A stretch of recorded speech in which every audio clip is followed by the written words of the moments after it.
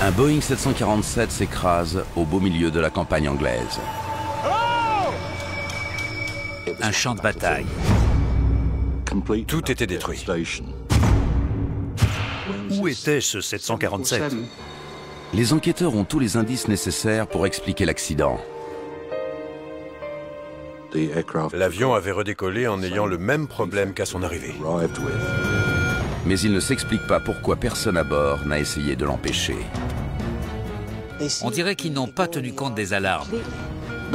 Le copilote allait mourir, mais il n'a rien dit. Comment est-ce possible? En fait, la réponse ne se trouve pas sur le lieu du drame, mais à des milliers de kilomètres de là, en remontant plusieurs siècles en arrière.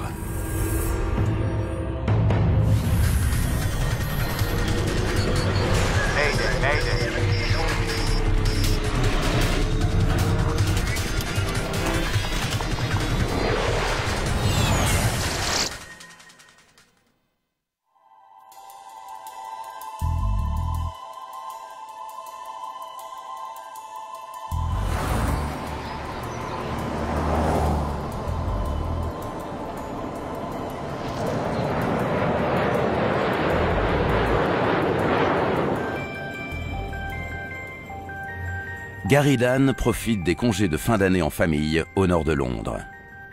Non, j'aime pas. C'était un Noël en famille et on s'est changé nos cadeaux. Quand j'ai entendu le bruit d'un avion, le bruit est devenu de plus en plus fort. J'ai eu l'impression que l'avion allait arracher les cheminées. On avait l'impression qu'il rasait la maison. Vivant à moins de 2 km de l'aéroport de Stansted, Gary a beau être habitué au bruit, celui-ci le surprend. J'ai regardé par la fenêtre et j'ai vu l'avion. Il y avait du feu qui sortait des moteurs. Il était déjà bien penché sur sa gauche et il a continué de s'incliner.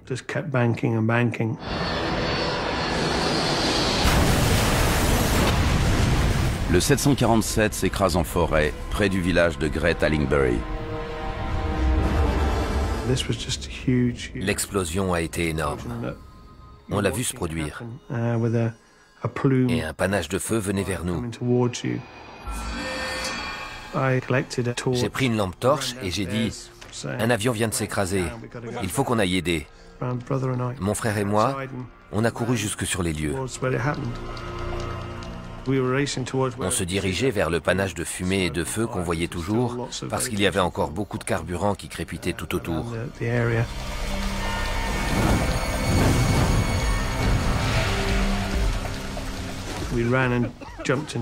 On s'est retrouvés dans un très grand cratère et j'ai crié « Il y a quelqu'un ?» pour trouver des survivants. Vous m'entendez? L'avion avait creusé un cratère de plus de 9 mètres de profondeur. Et il y avait des débris sur au moins 800 mètres. On aurait dit un champ de bataille. On a appelé les secours. Un avion s'est écrasé à Great Allingbury. Les secours mettent près d'une demi-heure à arriver. Une fois sur place, ils constatent rapidement qu'il n'y a aucun survivant. L'avion et les milliers de tonnes de fret qu'il transportait sont entièrement détruits. C'est à l'AAIB, l'équivalent britannique du bureau d'enquête et d'analyse, de comprendre pourquoi. C'était un avion très sophistiqué, piloté par un équipage entraîné, mais qui avait perdu le contrôle. Que s'était-il passé? Situé dans la périphérie nord-est de Londres, l'aéroport de Stansted est une plateforme importante pour les compagnies à bas coût et pour le transport de fret.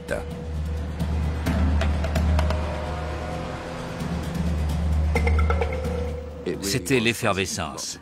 Il y avait beaucoup de passagers qui attendaient pour embarquer, d'autres qui arrivaient, plein de gens qui s'embrassaient, des autobus.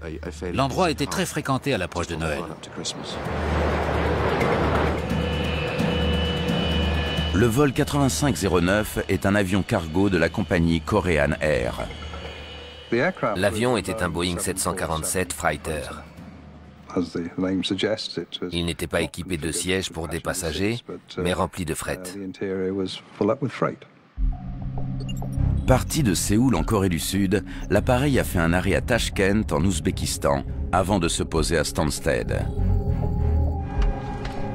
Sa prochaine étape est Milan avec un nouvel équipage.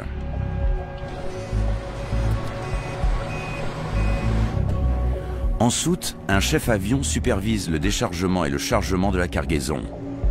Il s'assure que les quelques 63 tonnes de fret sont correctement arrimées.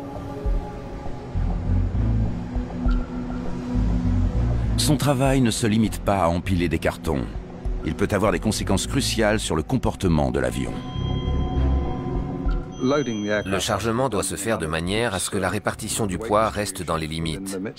Si on met les produits lourds à l'arrière et les produits légers à l'avant, ça fera monter le nez de l'avion et ça rendra le pilotage difficile et très dangereux.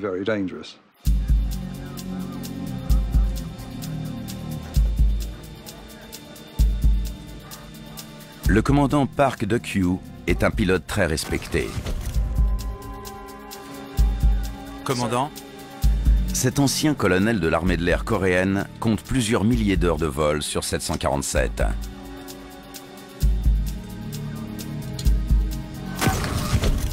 Park Eun-kyu, l'officier mécanicien navigant, s'occupe du bon déroulement technique du vol. Le copilote Yoon Ki-sik débute sur 747 et ne compte que 195 heures de vol sur cet appareil. Il y avait l'équipage de 3, plus un responsable maintenance. Ce dernier a supervisé de menus travaux d'entretien et va profiter du vol 8509 pour rentrer à Séoul.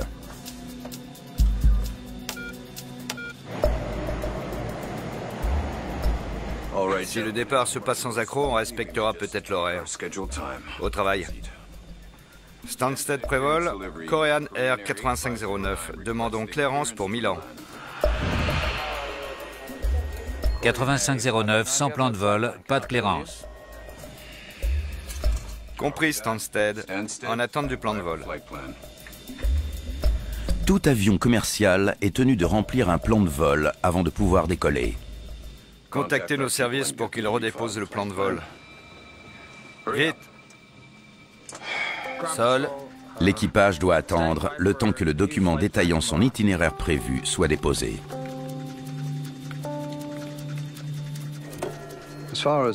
Pour le contrôle aérien, c'est un avion parmi d'autres et il doit obéir aux mêmes règlements que les appareils qui transportent des passagers ou du fret. KL 8509 pour Milan. Départ Dover 6 Romeo. KL 8509 autorisé au départ. Dover 6 Romeo. Transpondeur 2230. À 18h25, avec près d'une heure de retard, l'avion est autorisé au roulage. 8509, alignez-vous piste 23. Maintenant position, piste 23, 8509. Le commandant sait qu'il n'a aucune chance d'arriver à l'heure à Milan. Autorisé décollage, piste 23. Pas trop tôt.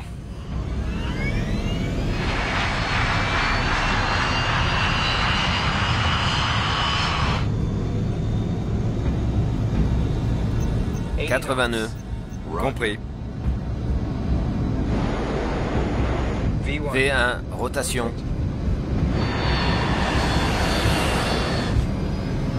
L'avion décolle de Stansted à 18h36.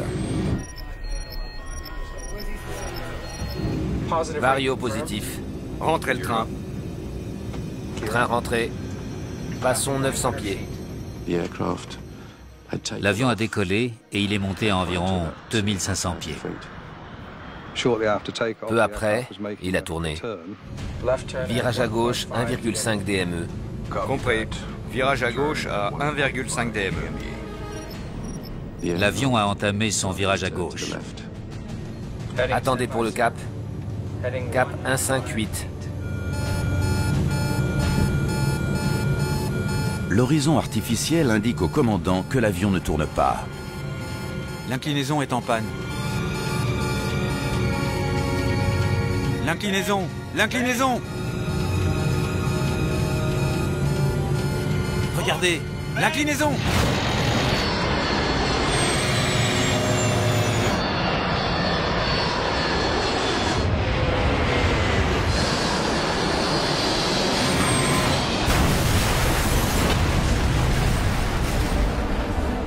Après moins de 60 secondes de vol, et pour une raison inconnue, le 747 est entièrement détruit. Le vol Korean Air 8509 s'est écrasé à quelques kilomètres d'un des aéroports les plus fréquentés du monde. Il n'y avait aucun débris qui dépassait la hauteur de nos genoux. Où était ce 747? Après un accident aérien, l'AIB dépêche un expert sécurité sur les lieux. J'aimerais jeter un œil. Sid Hawkins doit évaluer le niveau de risque. Une des premières choses à faire, c'est permettre aux enquêteurs de commencer à travailler. Pour moi, qui suis chargé de leur sécurité, c'est toujours un défi de les tenir à distance, le temps de faire l'évaluation initiale des lieux. L'avion avait 30 tonnes de carburant dans les réservoirs au décollage. Ce carburant est-il toujours sur les lieux? Si oui, il présente un danger pour l'équipe.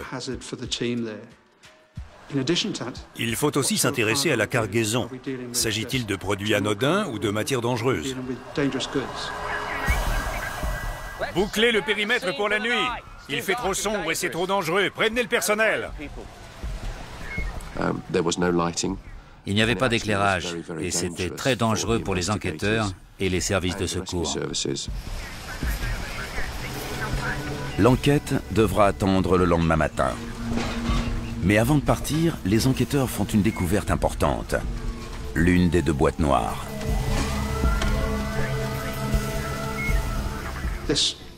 Ça a été capital de découvrir l'enregistreur. L'enregistreur phonique est extrêmement important pour enquêter sur un accident où tous les membres d'équipage ont péri. Ça nous permet de savoir ce qu'ils se sont dit, de nous faire une idée de l'atmosphère et de savoir quelles alarmes se sont déclenchées dans le poste de pilotage. Mais cette boîte noire est très endommagée. Et il est trop tôt pour savoir si elle contient des éléments susceptibles d'expliquer l'accident ou si l'enregistrement des derniers instants du vol 8509 a disparu à jamais. L'inclinaison.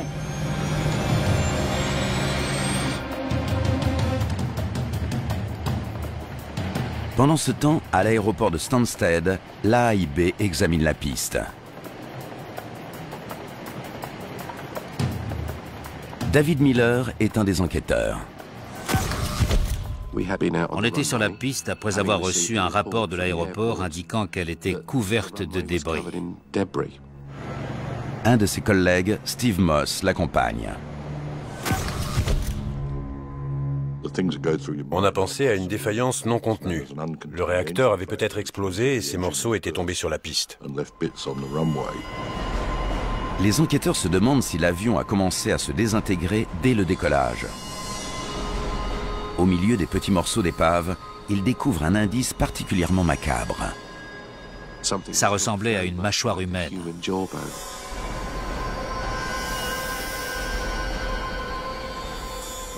Là, vous réfléchissez à toute vitesse. Qu'est-ce qui a pu se passer? Est-ce que l'avion a percuté quelqu'un au décollage?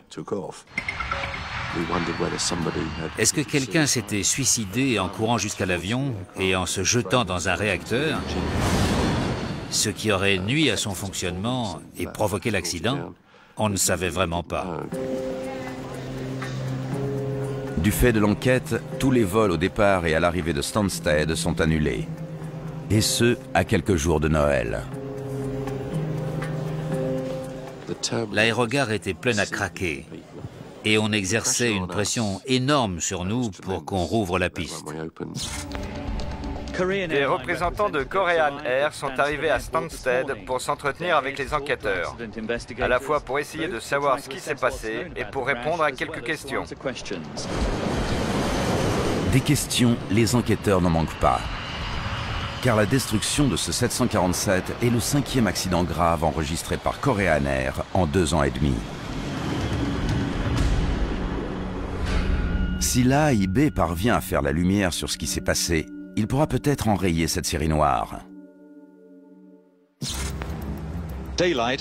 Les restes d'un 747 tracent un sillon de destruction en bordure d'un village anglais. La zone de débris était très déroutante. Il faut du temps pour s'imprégner de la scène et pour essayer d'y voir clair. Au lever du jour, les enquêteurs peuvent enfin observer le point d'impact dans de bonnes conditions. Il s'agit d'un cratère immense entouré de débris. En fait, ce qu'on avait vu sur la piste, c'était des débris de l'explosion qui avaient été projetés dans les airs et qui avaient été apportés par le vent jusque sur la piste. Ce phénomène permet aussi d'élucider le mystère de l'indice ressemblant à une mâchoire humaine. Après un examen plus poussé, le lendemain matin, il s'est avéré que c'était un morceau de plastique tordu.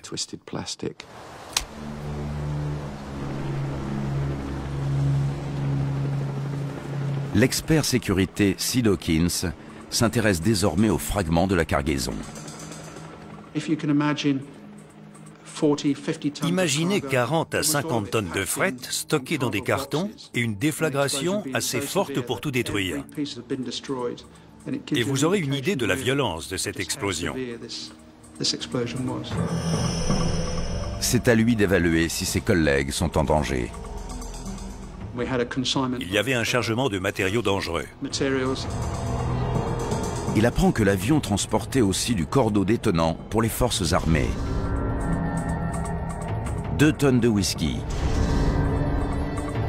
des cartouches d'encre couleur pour imprimante et un appareil à rayon X. Il conclut cependant que rien de tout ça ne représente de menace sérieuse. Les matières dangereuses se trouvant à bord avaient toutes été détruites. Mais il reste encore à évaluer un risque important qui tient à la conception de l'avion. Il y avait de l'uranium appauvri dans la queue, au niveau des gouvernes de direction et de profondeur. Sur le 747-200, cet uranium appauvri sert de lest pour améliorer la stabilité en vol. Les analyses effectuées indiquent qu'il n'y a pas eu de fuite de matériaux radioactifs. Les gars pouvaient travailler. Ces derniers tentent toujours de savoir si l'avion s'est disloqué en vol. J'ai vu un rougeoiement qui pouvait être un avion en flammes. Les réacteurs étaient en flammes. J'ai expliqué aux enquêteurs qu'en regardant par la fenêtre, j'avais vu l'avion passer et qu'il y avait des flammes qui sortaient d'un réacteur. Le moteur gauche aurait pu subir une extinction, ce qui aurait fait basculer l'avion de ce côté.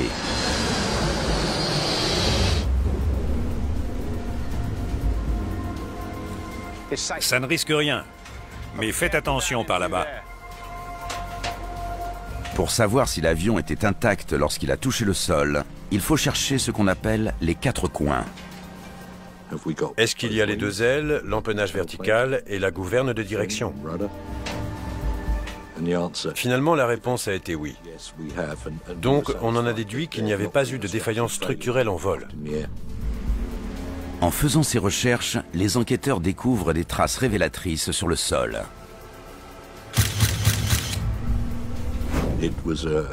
Il y avait un sillon long et fin qui avait été creusé par une aile, et un peu plus loin, on a trouvé l'endroit où le nez avait tapé. Compte tenu de la forme de ces marques dans le sol, on a essayé de déduire l'attitude de l'avion au moment de l'impact. Ces cicatrices donnent aux enquêteurs un aperçu des dernières secondes du vol.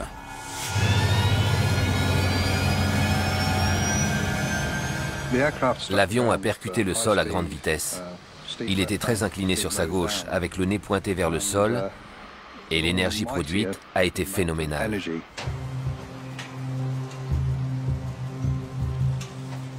Les pilotes avaient peut-être été induits en erreur par leurs instruments, et ils avaient peut-être souffert de désorientation spatiale.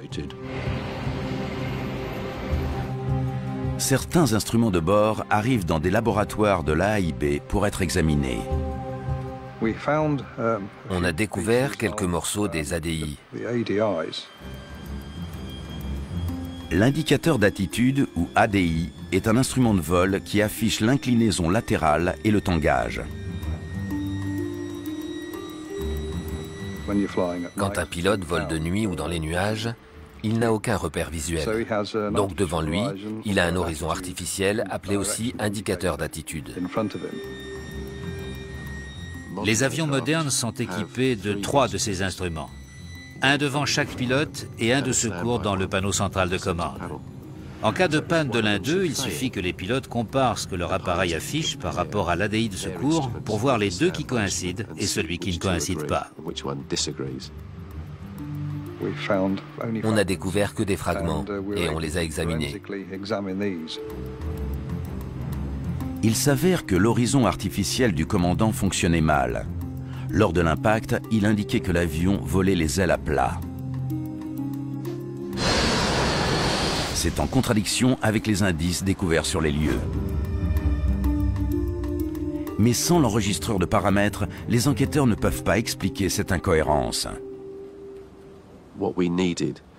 Il nous fallait cet enregistreur pour avoir la trajectoire de vol exacte. Le registre d'entretien aurait normalement dû lever un coin du voile, mais ça n'est pas le cas. Nous n'avons pas pu nous procurer le registre d'entretien. Il avait été détruit à l'impact. Et malheureusement, aucune copie n'avait été laissée à Stansted, comme ça aurait dû être le cas. Pour obtenir des renseignements, les enquêteurs s'adressent ensuite à l'équipage qui a piloté l'avion jusqu'à Stansted. Expliquez-moi exactement ce qui s'est passé. Les pilotes nous ont dit qu'en partant de Tashkent la veille, par beau temps et en journée, ils avaient dû faire un virage à gauche. Et à ce moment-là, le commandant n'avait pas eu l'information d'inclinaison sur son horizon artificiel. Mais comme il faisait jour, il avait regardé à l'extérieur pour s'orienter. Pour résoudre ce problème, il avait basculé sur l'ADI de secours et le sien s'était aussitôt remis à fonctionner. Ensuite, les pilotes avaient poursuivi le vol et ils s'étaient posés normalement à Stansted. Après l'atterrissage, le premier équipage quitte l'aérogare avant l'arrivée du deuxième. L'usage veut que lorsque le premier équipage croise le second, il y ait une sorte de débriefing verbal, si vous voulez, au sujet de l'état de l'avion. Mais ce débriefing n'a pas eu lieu. Et la seule personne à être au courant du problème d'ADI, c'est le responsable maintenance de Korean Air. D'accord, je vais regarder. Korean Air avait envoyé un responsable maintenance pour s'occuper d'éventuelles réparations sur l'avion. N'ayant pas les outils adéquats, l'homme fait appel à un mécanicien britannique. Enlevez l'ADI du commandant. L'épisode de la réparation ne fait qu'épaissir le mystère. Le premier équipage savait qu'un des instruments était défectueux et le problème avait été réglé. Pourtant, au décollage, l'horizon artificiel du commandant ne fonctionnait toujours pas, comme le prouvent les indices. Le responsable maintenance étant décédé, la seule personne que les enquêteurs peuvent interroger est le mécanicien britannique. Ce mécanicien nous a expliqué qu'il avait retiré l'instrument, qu'il avait débranché les fils à l'arrière. Voilà le problème. Vous pouvez remettre la broche? Et qu'il avait découvert ce qu'il avait cru être un problème de broche de branchement. Il avait repositionné la pièce correctement, il avait remis l'instrument à sa place et il avait fait une vérification.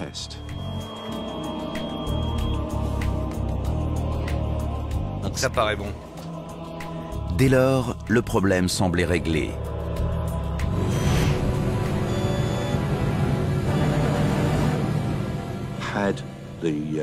Mais la réparation avait-elle résolu le problème? Les enquêteurs espèrent le découvrir grâce à l'enregistreur de paramètres qu'ils viennent enfin de retrouver. Le découvrir au milieu des débris, au fond d'un cratère de 9 mètres, a exigé des efforts considérables. Ça nous a pris 7 jours. Quand ils récupèrent les données, quelque chose ne colle pas. Elles indiquent que l'inclinaison de l'avion n'a jamais dépassé 2 degrés. De toute évidence, l'avion avait pris une inclinaison nettement plus importante, de l'ordre de 90 degrés. Donc, ça nous a mis en alerte. Pourquoi une telle donnée? Pourquoi le 747 de Korean Air s'est-il écrasé peu après avoir décollé de l'aéroport londonien de Stansted? Les enquêteurs commencent à percer le mystère.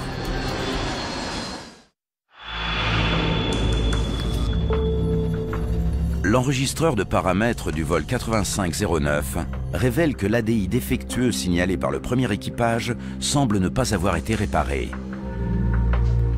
Il faut donc déterminer pourquoi la panne du système de navigation n'a pas été correctement diagnostiquée. Comment avez-vous signalé ce problème? Le mécanicien navigant du premier équipage a indiqué le problème d'ADI en inscrivant un code dans le registre d'entretien. Puis, il l'a signalé verbalement au responsable maintenance. D'accord, je vais regarder.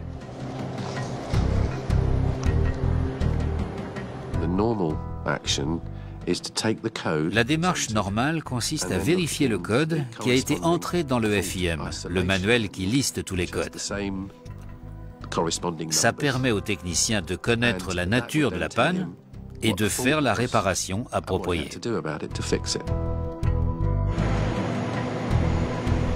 Sauf que le responsable maintenance n'avait pas d'exemplaire du FIM. Par conséquent, il n'a pas pu identifier convenablement la réparation à effectuer et a fait de son mieux. Voilà le problème.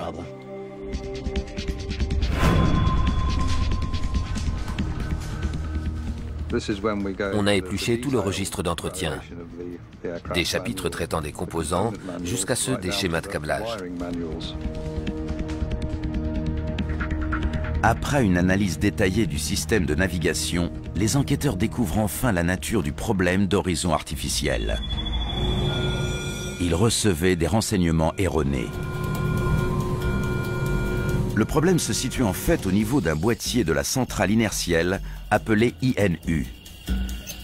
Ces appareils transmettent des données concernant le tangage et l'inclinaison aux ADI du commandant et du copilote. Les enquêteurs concluent que l'un d'eux a été victime d'un court-circuit. Ça a faussé les renseignements concernant l'inclinaison qui étaient relayés à l'enregistreur de paramètres et à l'ADI du commandant. La réparation avait donc été mal ciblée, et ce que les deux hommes avaient changé n'était pas à l'origine du problème. Ils avaient fait fausse route. Enlevez l'ADI du commandant. Si le FIM avait été disponible, les deux hommes auraient peut-être compris que la réparation adéquate consistait à remplacer l'INU numéro 1 et non l'ADI du commandant. La mesure a été totalement inefficace. L'avion a redécollé en ayant le même problème qu'à son arrivée. Une panne d'instrument est rare, mais les équipages sont quand même formés pour y faire face. Vérifier chacun des 3 ADI aurait dû permettre au commandant d'identifier le problème. L'enregistreur de paramètres indique que l'ADI du copilote et celui de secours affichaient la bonne inclinaison latérale. Seul l'horizon artificiel du commandant était défectueux. La façon dont l'équipage a réagi au problème dans les secondes qui ont suivi le décollage explique peut-être pourquoi l'avion s'est écrasé. Les enquêteurs découvrent enfin des éléments nouveaux à propos de ces instants cruciaux.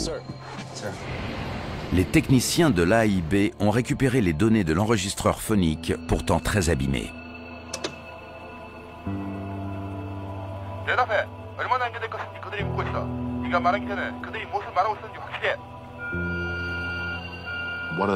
Un des éléments les plus importants, c'était une alarme qui résonnait dans le poste de pilotage au moment du départ de Stansted.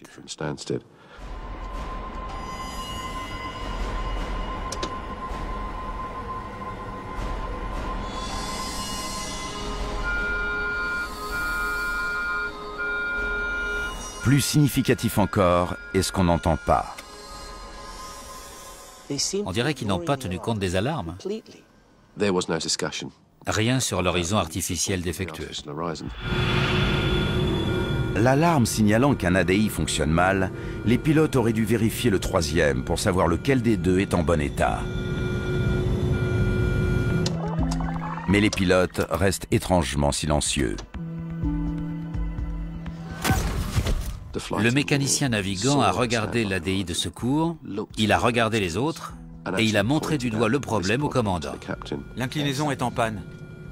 Mais le commandant n'a rien dit et il n'a rien fait. Les enquêteurs sont aussi troublés par le fait que le copilote, dont l'ADI fonctionnait, n'a rien fait pour sauver l'avion. Pourquoi le copilote n'a-t-il rien dit? Il allait mourir. Il savait que les instruments étaient défectueux, puisqu'une alarme s'était déclenchée. Pourtant, il n'a rien dit. L'inclinaison! L'inclinaison! Le copilote aurait dû dire au commandant « Votre ADI est inexact ». Il aurait dû dire avec fermeté au commandant « Le mien fonctionne, je prends les commandes, laissez-moi faire ».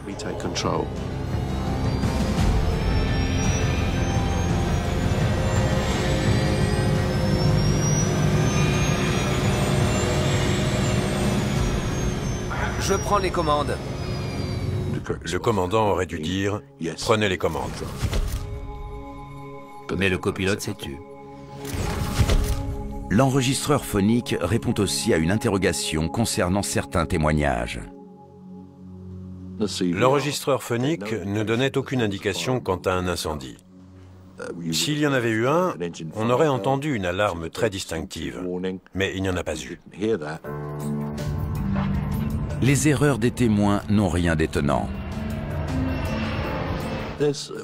Les gens voient tout un tas de choses quand il fait mauvais ou quand il fait nuit. Les reflets des feux de navigation les induisent parfois en erreur et leur font croire à un incendie.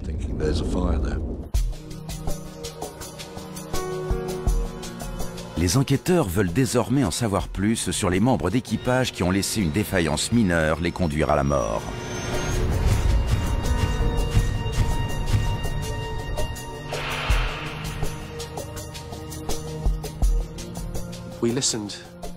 On a écouté les échanges, mais ils étaient en coréen. Même avec une traduction, c'était difficile de se faire une idée du ton et de la façon dont les choses étaient dites.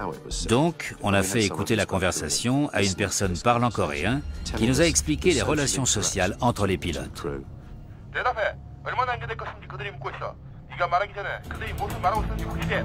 Avant le décollage, le commandant est de plus en plus agacé à cause des retards.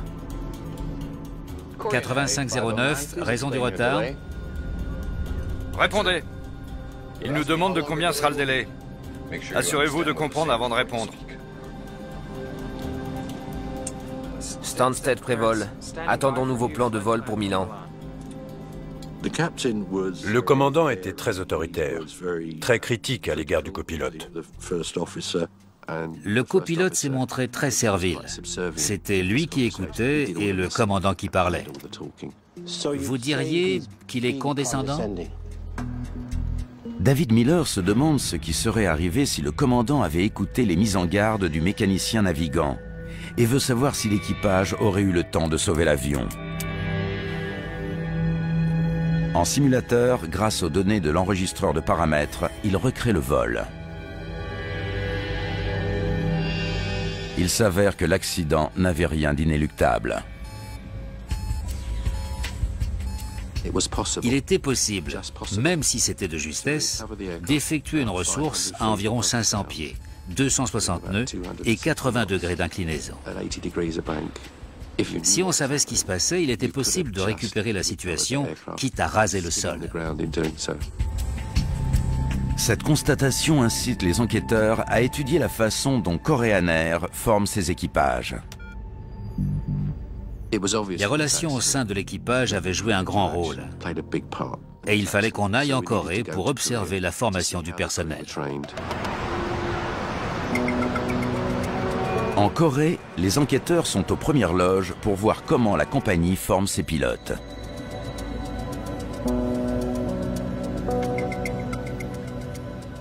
Il y avait une hiérarchie stricte. Le commandant était le plus âgé, le plus sage, le plus chevronné, et le copilote, le jeunot, l'inexpérimenté, l'apprenti. Les équipages travaillaient de manière très procédurière, sans faire preuve de beaucoup d'initiative, ce qui aurait permis de faire face à une situation inhabituelle. Ces relations ressemblent de manière frappante à l'image qui se dégage de l'enregistreur phonique du vol 8509.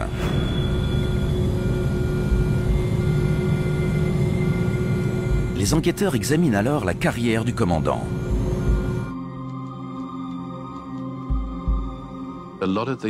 Une majorité des commandants de bord de Korean Air ont été formés à l'armée. Park Deok-kyu avait porté le grade de colonel et passé sa carrière à piloter des avions de chasse.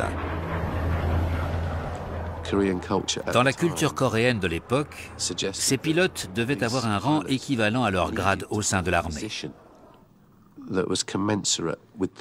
Un colonel des forces aériennes aurait donc pris comme un camouflet de se voir confier le travail de copilote. Il ne pouvait entrer dans la compagnie qu'en tant que commandant de bord. Park Deok-kyu devient donc commandant alors qu'il n'a piloté que des avions de chasse monoplace et n'a jamais fait partie d'un équipage sur un avion de ligne de grande taille.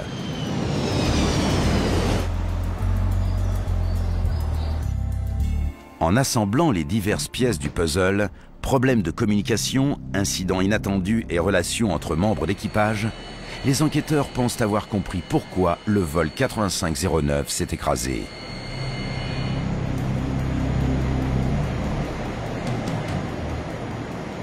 C'est impardonnable. S'il y a encore un retard... Autorisé décollage, piste 23. Autorisé décollage, piste 23, 8509. Autorisé à décoller. Pas trop tôt.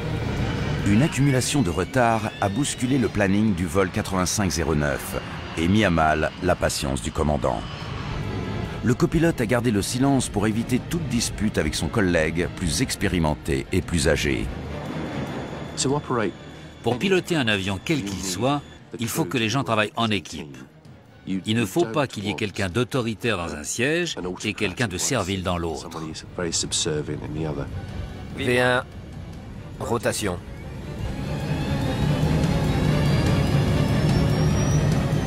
Vario positif. Rentrez le train. Train rentré.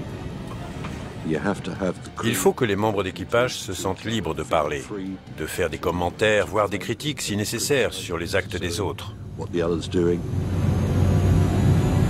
Le moment crucial survient quand le commandant braque son volant vers la gauche et que son horizon artificiel ne bouge pas. Ça a dû être très déroutant.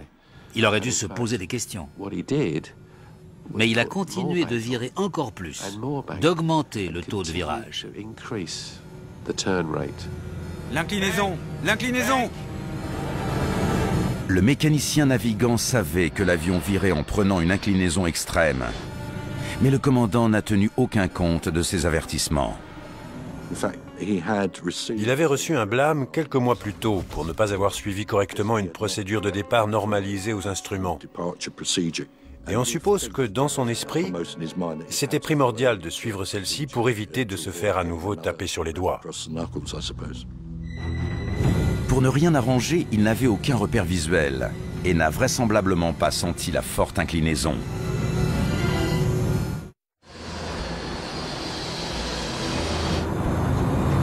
Les équipages sont formés à se fier à leurs instruments et non à leur sens. Le commandant Park a donc fait confiance à son ADI alors que tout indiquait qu'il fonctionnait mal. Le copilote aurait dû dire au commandant que l'alarme s'était déclenchée. C'est très difficile de comprendre sa réaction, ou plutôt son manque de réaction. Mais je crois que ça tenait en grande partie à des raisons culturelles. Craignant plus le déshonneur que la mort, le copilote n'a pas osé critiquer son commandant ni corriger ses actions. Ces pilotes ne travaillaient pas en équipe. Il y avait un homme et des assistants. L'avion a continué de s'incliner. 30, 40, 50, 60, 70, 80, 90 degrés. Les enquêteurs sont persuadés que les raisons de l'accident remontent à plusieurs centaines d'années.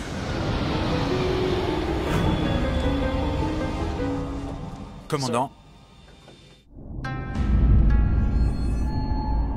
Pendant des siècles, une structure de classe rigide, fondée sur la hiérarchie sociale, a régi la culture coréenne. Et l'armée, qui est une institution dans laquelle le sens de l'honneur n'est pas un vain mot, a eu une forte influence sur l'aviation commerciale. Ce poids des traditions a mis en danger l'équipage du vol 8509 dès qu'il s'est installé aux commandes. C'est dur de surmonter des valeurs culturelles très enracinées. La différence de statut entre les deux pilotes a aussi été accentuée par une différence de grade. On pense que les valeurs culturelles qui ont été inculquées à ces deux hommes ont été écrasantes dans ce cas de figure. La relation ne se faisait pas sur un pied d'égalité. 2 ans et demi plus tôt, un avion de Korean Air s'était écrasé dans le Pacifique Sud, faisant plus de 200 morts. Korean Air avait connu une très mauvaise passe. Un de ses avions avait été accidenté à Guam. Une mauvaise communication et des rapports hiérarchiques figés avaient déjà joué un rôle à l'époque. La compagnie avait mauvaise réputation au moment de cet accident.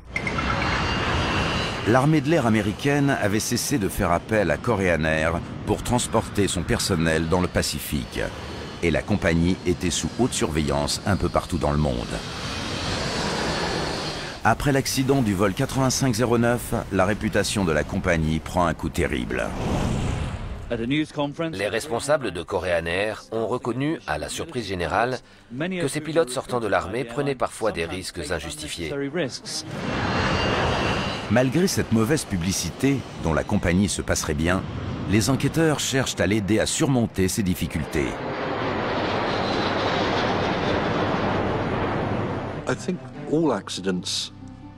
De tous les accidents, il y a des leçons à tirer pour améliorer la sécurité aérienne. L'AIB recommande que les formations calquées sur des modèles étrangers soient modifiées pour mieux correspondre à la culture coréenne. Les formations de Korean Air sont donc revues de fond en comble pour améliorer l'efficacité et encourager l'apparition de rapports radicalement nouveaux dans le poste de pilotage. Après l'accident de 1999, Korean Air a lancé un programme de grande envergure pour améliorer son bilan de sécurité. La compagnie a instauré une procédure nettement plus rigoureuse et elle a investi des sommes très importantes dans certains aspects de la sécurité des vols. Dans ce cas de figure, il s'agissait d'un problème de communication, d'un problème de maintenance et surtout de considérations très importantes concernant la gestion des ressources de l'équipage, le facteur humain. Les statistiques montrent que le bilan de sécurité de Korean Air, depuis ces événements, lui vaut d'être considéré comme une compagnie très sûre. Suite au drame du vol 8509, la compagnie Korean Air a complètement changé. Depuis 1999, elle n'a enregistré aucun accident grave ni aucun décès. Et c'est aujourd'hui une des compagnies les plus appréciées au monde.